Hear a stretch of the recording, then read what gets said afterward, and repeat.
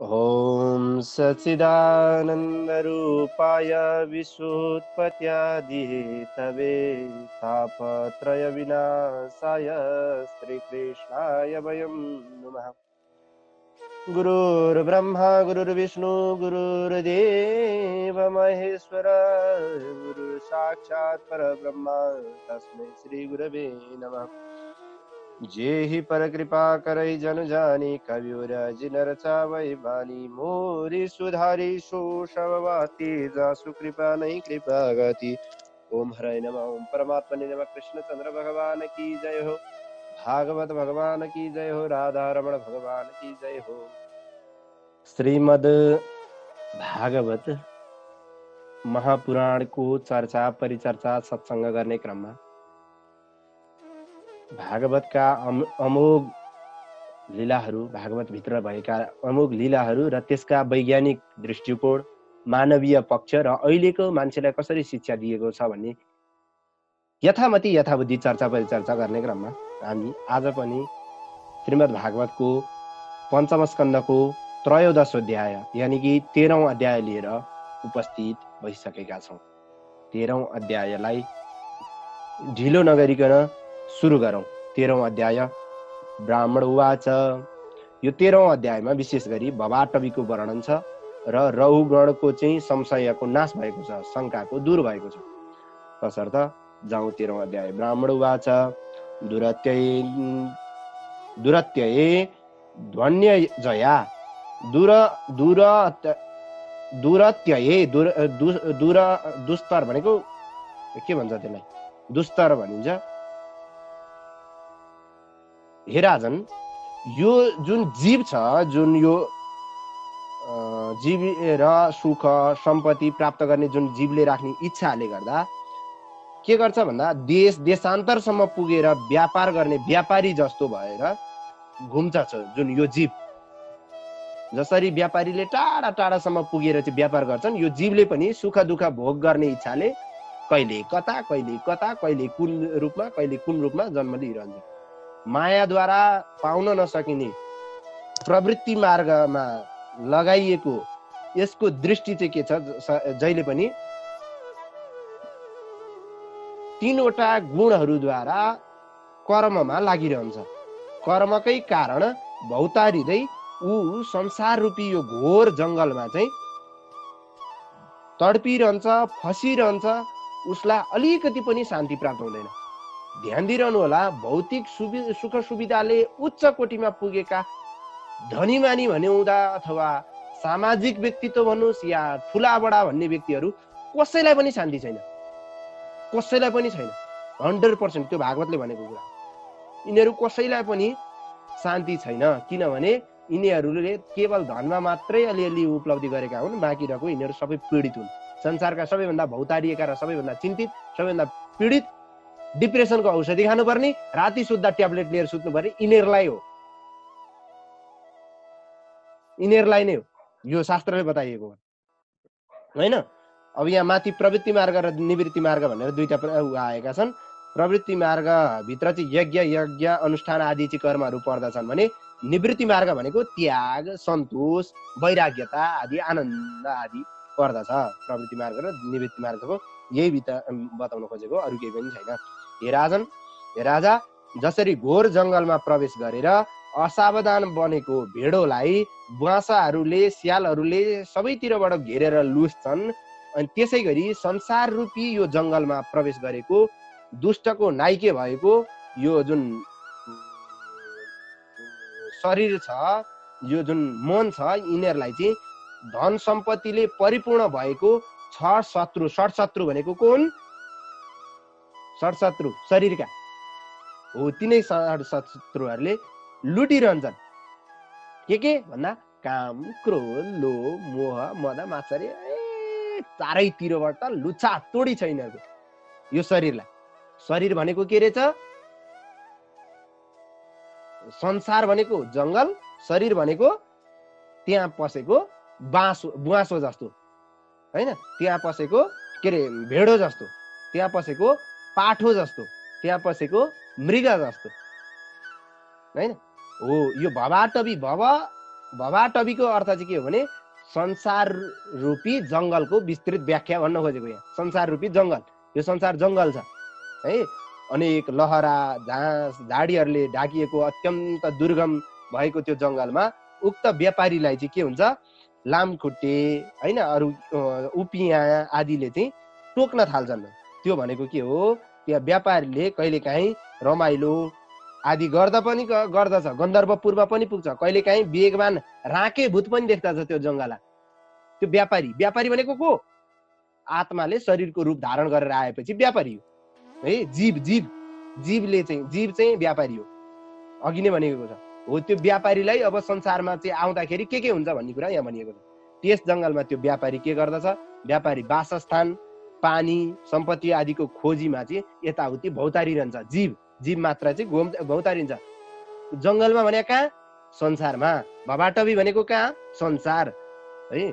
कहिलेकाहीँ हावाले उडाइदिन्छ, धुलोले गर्दा चाहिँ सबैतिर ढाकिन्छ धुलोहरू, आँखाभरि धुलो पर्छ, अनि उसलाई कुनै पनि दिशाको ज्ञान हुँदैन, ओहो कता जाने के गर्ने भन्ने ज्ञान हुँदैन, उसले केही पनि बुझ्दैन। त्यसै गरी त्यो व्यापारी कहिले पनि नदेखिने ठाउँमा कराइरहेको झ्याउकिरीको आवाजले कानै फुट्ला जस्तो एकरो नमिठो आवाज सुन्दछ र कहिलेकाहीँ लाटोकोसेरोको आवाज सुन्दछ, कहिले मुटु थरथर काम्छ, कहिले छटपटाउन थाल्छ, कहिले अपवित्र रुखहरूलाई गएर चाहिँ आश्रय, ए मेरो त यही पो हो त आश्रय, यही रुखको मुनि गएर त आहा म बाँच्छु भनेर चाहिँ बसिरहन्छ, सोचिरहन्छ।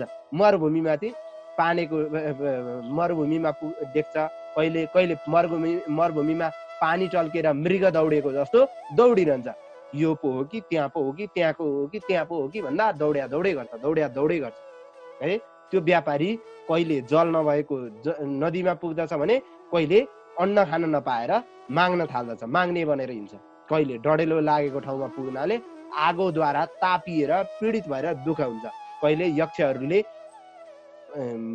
तिनीहरूको धन हरण गरिदिइसकेपछि केही नभएर संसारमा मेरो सर्वस्व लुटियो नि प्रभु भनेर चाहिँ चिन्ता गर्न थाल्छ। को, त्यो जीव। कहाँ, त्यो जङ्गलमा। कहाँको जङ्गल, भवाटबी यानि कि संसार रूपी जङ्गलमा। कहिले के गर्छ, यो सबै हाम्रो जीव मात्रको वास्तविक जीवन हो है। जीवले सधैँ याद गरिरहनु, संसारका मान्छे यिनै काम मात्रै गर्छन्, बाँकी केही काम गर्दैन। कहिले बलियो सम्पत्ति पाइयो, अरूलाई लुट्न पाइयो भनेर भन्छ, कहिले आफ्नो लुटिँदा चिन्ता मात्रै गर्छ, अनि कहिलेकाहीँ मूर्छा पनि हुन्छ, कहिलेकाहीँ चेष्टा पनि हुन्छ, कहिलेकाहीँ चाहिँ क्षणभरको भए पनि आनन्द भएको हो कि, मुतान्यान हो क्या नेपाली शब्द, क्षणभरको आनन्द पाएको हो कि भन्ठान्छ। कहिलेकाहीँ गन्धर्वहरू गीत सुन्छ, कहिलेकाहीँ के सुन्छ, कहिलेकाहीँ आनन्ददायी कुरा पनि सुन्छ, कहिलेकाहीँ गुरुहरूको प्रवचन पनि सुन्छ, अनि ए आनन्ददायी यो पो हो रहेछ भन्ने लाग्छ उसलाई। फेरि बाटो छ नि जीव। अनि कहिलेकाहीँ पहाड चढ्न लाग्दाखेरि चाहिँ गोडा आदि चाहिँ त्यो के भन्छ फिस्लेर लड्छ, घोज्छ उसलाई, ढुङ्गा आदि काँडाहरूले चाहिँ घोज्छ, अनि उदास बन्छ, अनि पीडित बन्छ, अनि चिन्तित बन्छ। हरेक पाइलामा चाहिँ भोक प्यासको ज्वालाले सताइरहँदा परिवारको पालन पोषणमा ऊ बारम्बार लागिरहन्छ। जिन्दगी हेर्ने हो भने परिवारको पालन पोषण भन्दा बाहेक उसले जिन्दगीमै केही पनि गरेको, जिन्दगीमै लाइफमै अफिस जाने, कमाउने, ल्याउने, के गर्ने भन्दा खाने, सुत्ने, हग्ने, बास सक्यो। शब्द नेपाली उच्चारण गर्ने चिन्ता नगर्नु होला, शब्दमा गर्ने नै त्यति हो, खाने पिउने फाल्ने बाहेक उसले जिन्दगीभर केही पनि गर्दैन। बच्चा आउँछ, हुर्किन्छ, खेल्छ, अनि आफू बुढो हुन्छ, बच्चा जन्माउँछ, मर्छ, बास सक्यो। एउटा पशुको जस्तो जिन्दगी जिउँछ उसले।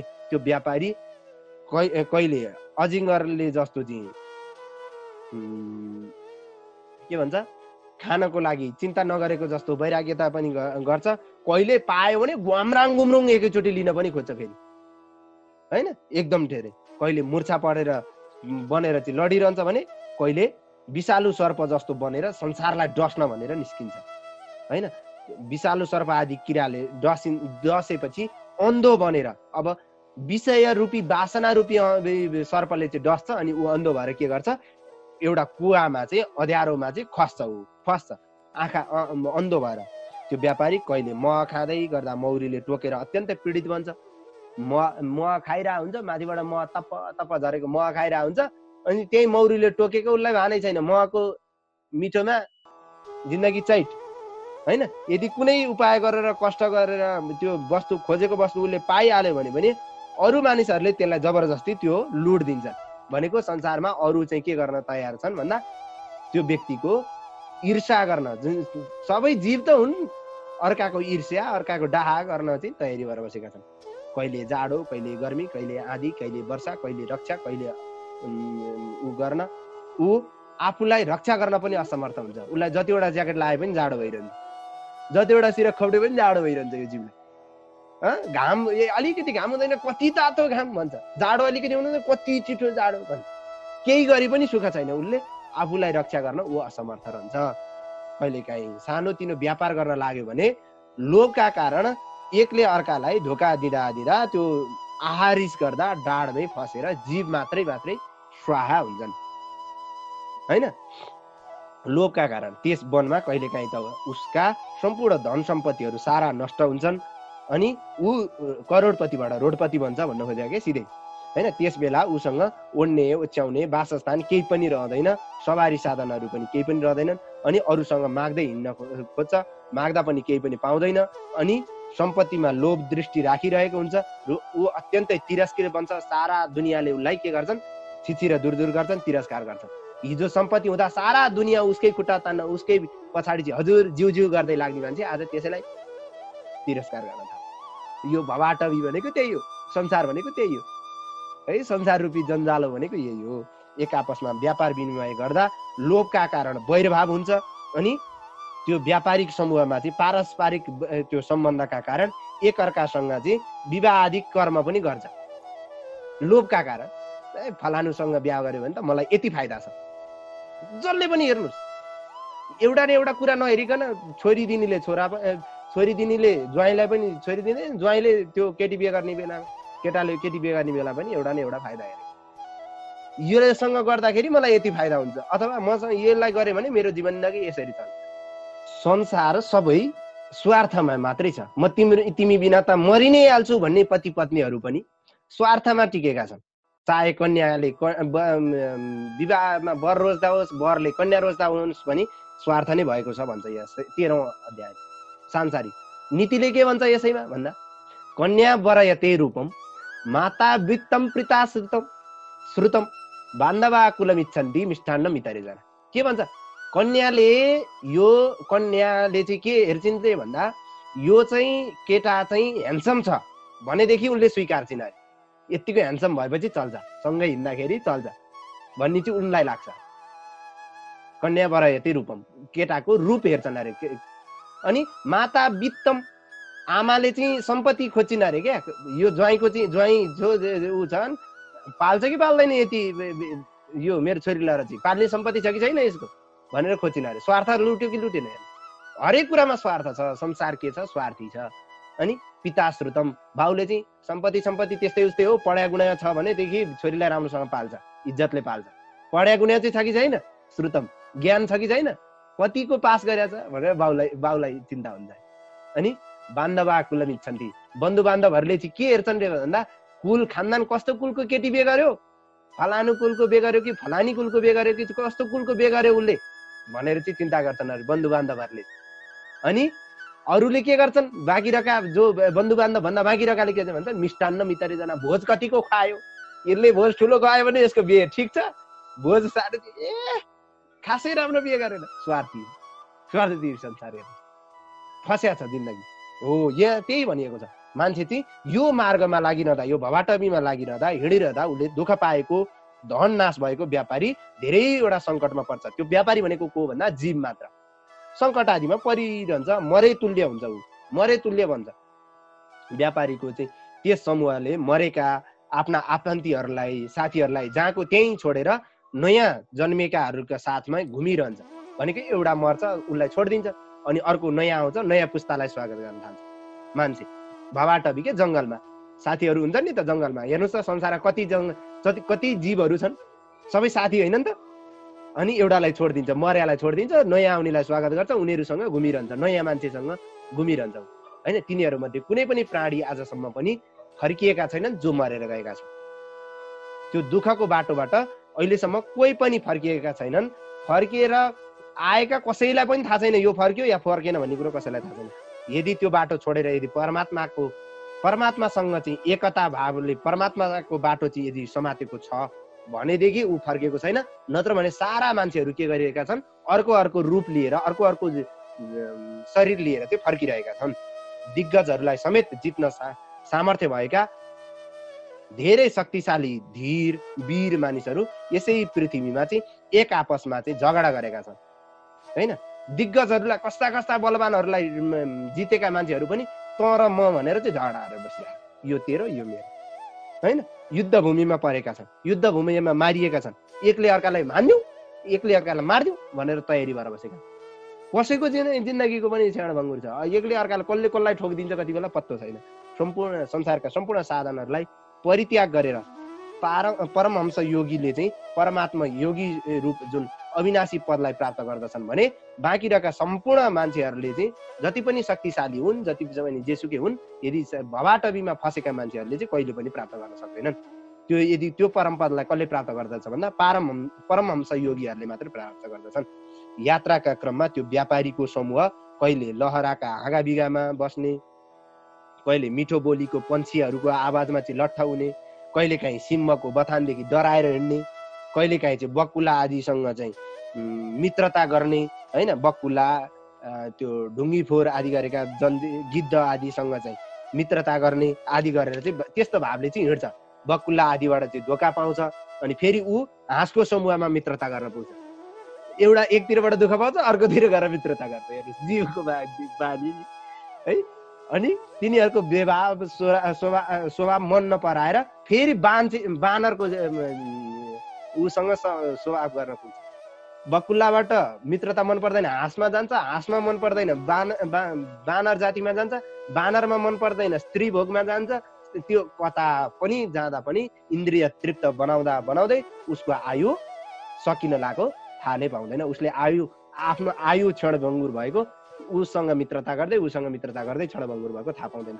रति क्रीडामा मस्त रहन्छ त्यो व्यापारी। वनका वृक्षहरूमा रमाउँदै स्त्री पुत्र आदिको स्नेहको पासले बाँधिन्छ र कहिलेकाहीँ आफ्नो असावधानीले गर्दा पहाडका गुफाहरूमा खस्न लाग्दा त्यहाँ बस्ने हात्तीदेखि डराएर लहरामा समात्न पुग्छ। तर हे राजन, त्यो व्यापारी कुनै पनि तवरले त्यो आपत्तिबाट उम्कन पायो भने फेरि आफ्नै समूहमा मिसिन पुग्छ।